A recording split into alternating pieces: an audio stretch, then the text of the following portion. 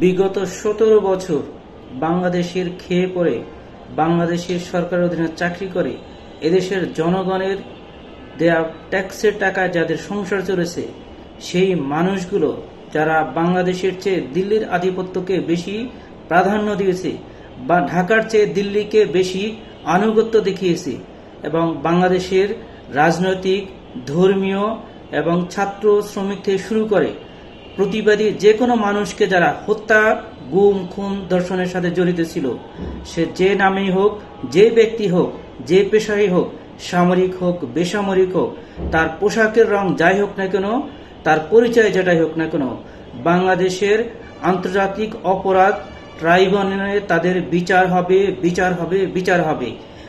যে যত বড় সব ক্ষমতাধারী হোক না কেন, এই বিচারের আওতা থেকে কেউ মুক্ত থাকবে না।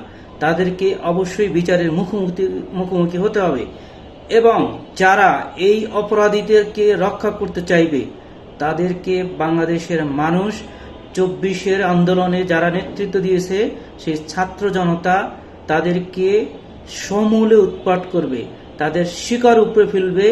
এটাই সত্য কথা, এটাই বাস্তবতা। এর ব্যতিক্রম কিছু হবে না, এর ব্যতিক্রম কোনো কিছু হওয়া সম্ভব না, কোনোভাবেই সম্ভব না। ইনকিলাব জিন্দাবাদ। বাংলাদেশের মানুষের জয় হোক।